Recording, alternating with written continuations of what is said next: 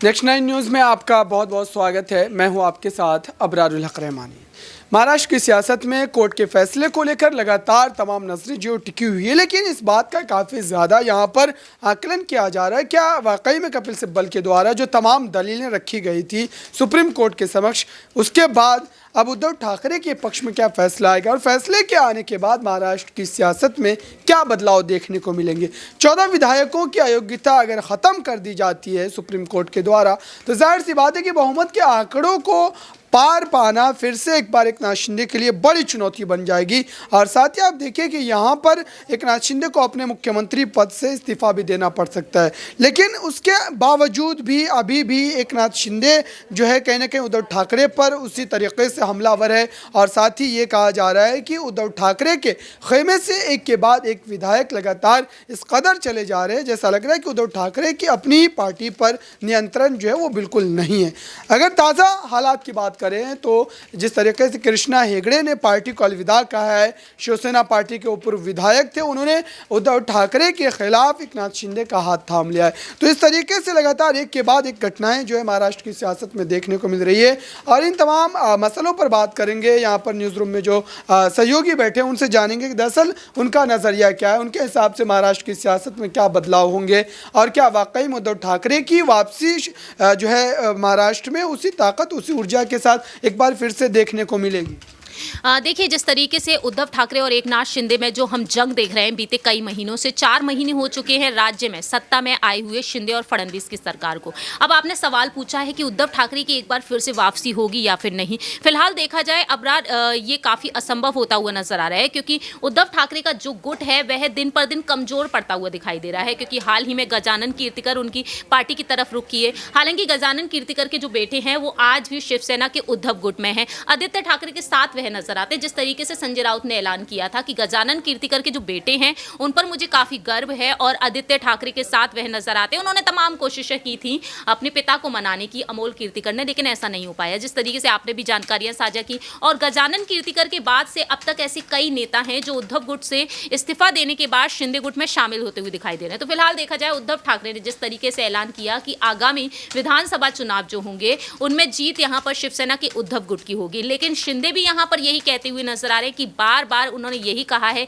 कि आने वाले समय में जितने भी चुनाव होंगे उसमें शिंदे और फडणवीस सरकार की ही जीत होगी। तो ये काफी असंभव होगा, क्योंकि बीजेपी की रणनीतियां यहां पर बनती हुई नजर आ रही हैं। क्योंकि बीजेपी ने जिस तरीके से केंद्रीय मंत्री निर्मला सीतारमण को बारामती भेजा, एक बार फिर से बारामती का रुख करेंगी, तो एक तरीके से देखा जाए शरद पवार के गढ़ को भी उन्होंने निशाना बना लिया है। तो महाराष्ट्र में ऐसे कई क्षेत्र हैं जहां पर उद्धव गुट का राज चलता हुआ नजर आया, एनसीपी का, कांग्रेस का, उन सारे ही क्षेत्रों पर बीजेपी यहां पर जीत हासिल करना चाहती है। तो उसकी वजह से कहीं ना कहीं लगता है कि उद्धव गुट का वापसी होना यहां पर तय नहीं माना जा सकता। कोर्ट के फैसले पर अगर बात करें, दरअसल कोर्ट के फैसले पर सभी जो है नजरें टिकी हुई है, क्योंकि कोर्ट के फैसले के बाद कई तरीके से महाराष्ट्र की सियासत जो वो बदलती हुई नजर आएगी और हो सकता है कि एकनाथ शिंदे को अपने पद से इस्तीफा भी देना पड़ जाए। तो ऐसे में बीजेपी के लिए कितना नुकसानदेह हो सकता है। और अगर उद्धव के खिलाफ आता है तो जाहिर सी बात है कि उद्धव ठाकरे का फिर से महाराष्ट्र की सियासत में उभर पाना एक बड़ा चैलेंजिंग टफ होगा काम, क्योंकि अभी भी जिस तरीके से शिवसेना पार्टी में गिरावट दर्ज की गई है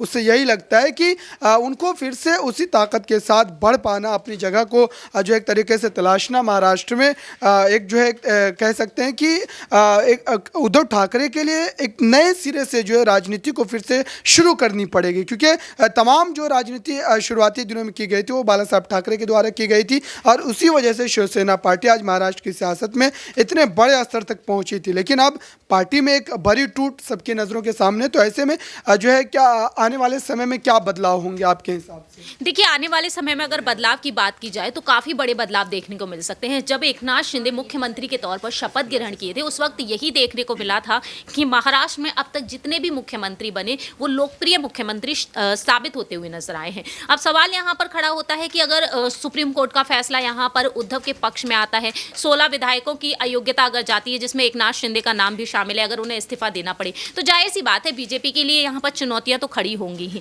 क्योंकि उद्धव ठाकरे ने ऐलान कर दिया है और महाविकास आघाड़ी गठबंधन को बचाए रखने के लिए शरद पवार अपनी रणनीतियां बना रहे हैं इस खेमे को मजबूत बनाने के लिए। तो ऐसे में देखा जाए जाहिर सी बात है भारतीय जनता पार्टी के सामने और भी तमाम बड़ी चुनौतियां खड़ी होंगी। एकनाथ शिंदे अगर यहाँ पर इस्तीफा देने की कगार पर पहुंचते हैं, लेकिन ऐसा होगा नहीं क्योंकि बीजेपी जो पीएम नरेंद्र मोदी, अमित शाह जी हैं और साथ ही साथ यहाँ पर जेपी नड्डा जी हैं, वो ऐसा शायद ही होने देंगे। फिलहाल देखा जाए यहाँ पर महाराष्ट्र की जो सियासत है उसमें तमाम बड़े बदलाव हम इस वजह से भी देख रहे हैं क्योंकि शिंदे गुट मजबूत होता हुआ नजर आ रहा है। अगर शिंदे गुट के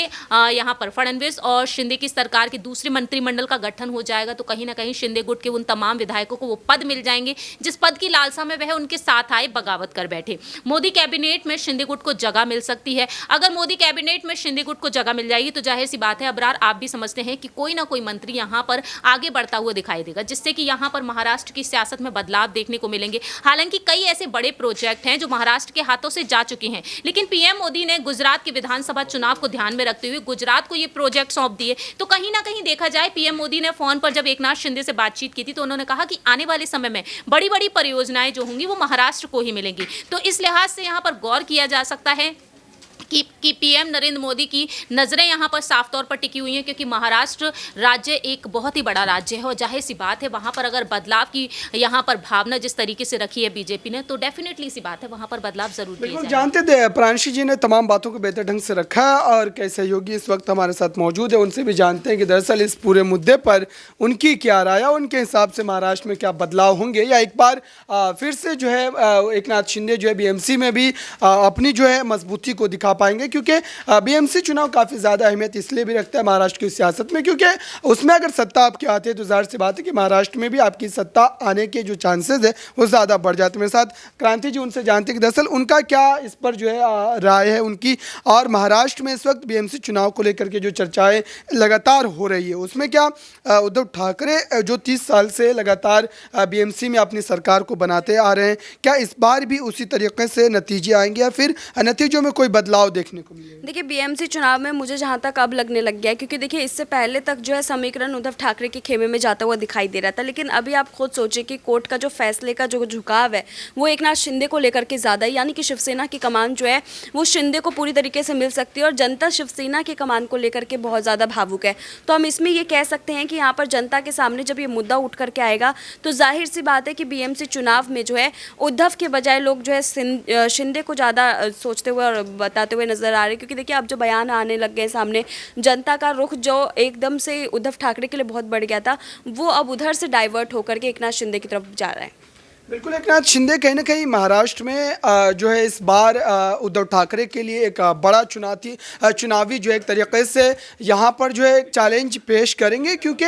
इस बार भारतीय जनता पार्टी और एकनाथ शिंदे की जोड़ी कहीं ना कहीं राज्य की सत्ता से बेदखल करने के बाद उद्धव ठाकरे को बीएमसी से भी बेदखल करना चाहती है, लेकिन वाकई क्या उनको सफलता मिलेगी ये नतीजों में पता चलेगा। फिलहाल महाराष्ट्र में इस वक्त काफ़ी ज़्यादा चर्चाएँ कोर्ट के फैसले को लेकर हो रही है। इंतज़ार कीजिए 12 दिसंबर को जब सुनवाई होगी तभी ये सारी चीज़ें स्पष्ट हो पाएगी कि महाराष्ट्र में सत्ता एकनाथ शिंदे की बचेगी या फिर उन्हें इस्तीफा देना पड़ेगा। फिलहाल इस खास रिपोर्ट में बस इतना ही। देखते रहिए ताज़ा तरीन खबरों के लिए नेक्स्ट 9 न्यूज़ को। धन्यवाद।